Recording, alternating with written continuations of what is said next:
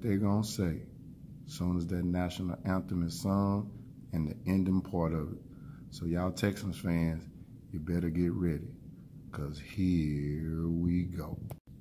Now I know some of y'all probably saying, he said, here we go.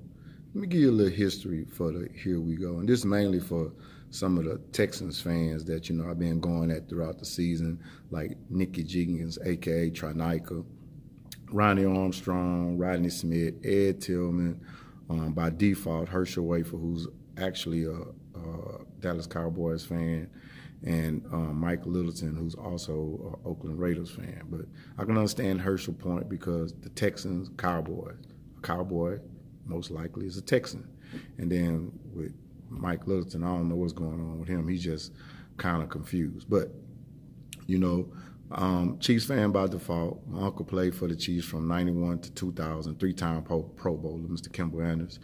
And with myself, going to Mid-America Nazarene University, which is in Olathe, Kansas. So I was a Kansas Cityan for a couple of years.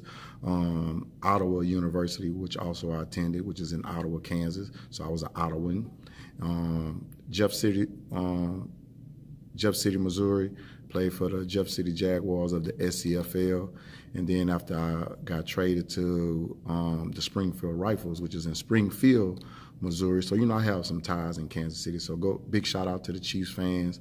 Know y'all gonna get the dub. We gonna get the dub, I should say. So that's gonna be a very, very interesting game. Man, I wish they would have kept the tomahawk chop. I guess the Native Americans found that to be offensive, because, you know, back in the day, it used to be going, oh. But y'all Texans not ready for that. So get ready to hear that war drum. That's what's coming, the war drum. Kansas City. Houston got there by barely beating Buffalo in overtime. But the Texans did beat Kansas City in Kansas City in Week 6, 31-24. Wilbon, what kind of a chance do you give Houston to win in Kansas City again? 4.5 and 10. I give them a good chance. I mean, I think that they are, listen, Houston is not a team, I think, that has any more pressure. The pressure was last week.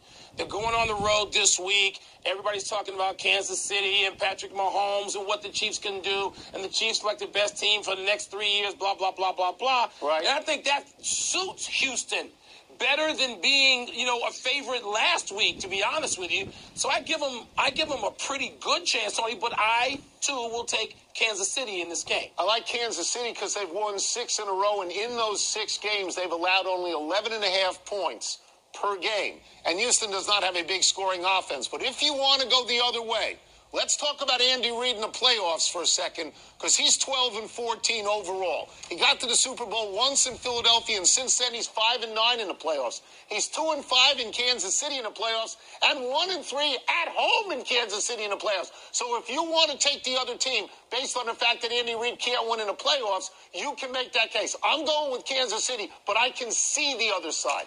Tony, I can't really see that side now, because this to me is Andy Reid's. I'm going to say this. Since that Eagles team that went to the Super Bowl with Donovan McNabb and all those guys, right, I'm going to say this is Andy Reid's best team. And I know that they didn't have the full season that people thought they might have had. Patrick Mahomes missed a couple of games. But I think coming into this point, this is the best team Andy Reid's had in a while, a lot of years. I think he's got the best player in football. I think Mahomes is the best player in football. You can talk about Lamar Jackson, Deshaun Watson, a bunch of other guys. I think Patrick Mahomes is the best guy. I do. Well, the game that excites me